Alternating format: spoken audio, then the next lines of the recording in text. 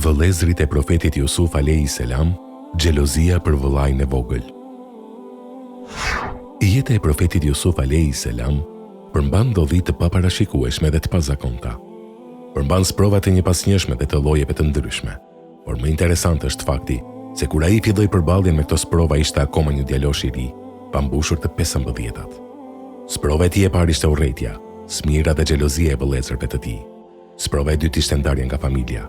Ndoshta problemi ynë është se kur radhisim këto sprova, thjesht I lexojmë ato dhe nuk mundohemi të përjetojmë emocionin që mund të ketë një I ri, I cili përballet me urrëtien dhe smirën e vëllezërve, të afërmve apo shokëve që e rrethonin. Mundohuni dhe imagjinoni vetëm për pak se çdo të ndodhë që një I ri të ndahet nga familja në atë mënyrë për të mos u kthyer më.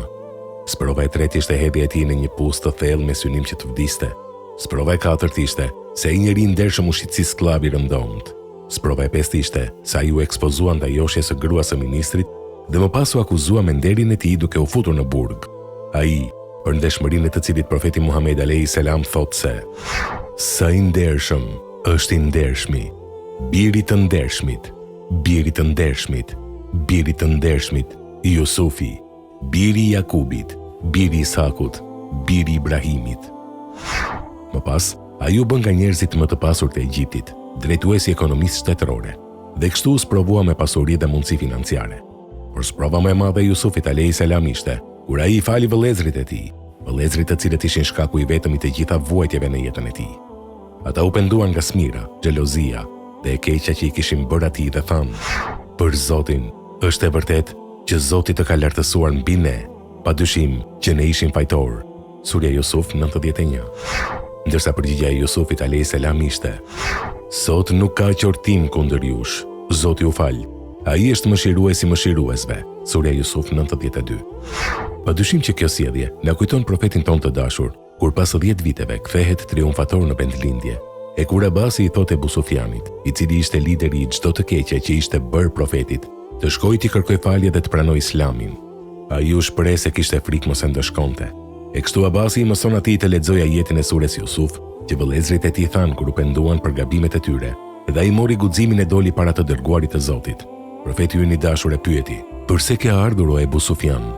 E kur ai ia kthen me fjalët e njëjta si të vëllezërve të Jusufit, duke treguar pendim, I dërguari I Zotit, I cili ishte dërguar si mëshirë për njerëzimin, I thot fjalët e njëjta si të Jusufit alayhis salam: "Sot nuk ka qortim kundër jush. Zoti u fal. Ai është mëshiruesi mëshiruesve." Këta janë profetët e Zotit, të cilët janë dërguar për të na treguar me veprat e tyre shembuj konkret se si duhet jemi. Të gjithë ata që kanë zemrën e mbushur me zili, smir, urrëtie dhe ndjenja armiqësie, të lexojnë Kur'anin, të lexojnë surën Jusuf dhe të bëjnë zgjedhjen e duhur. Doni të jeni si vëllezërit e Jusufit dhe si Mekasit kundër profetit ton, apo dëshironi të jeni si ata 2 profetë të Zotit që falnin e mëshironin?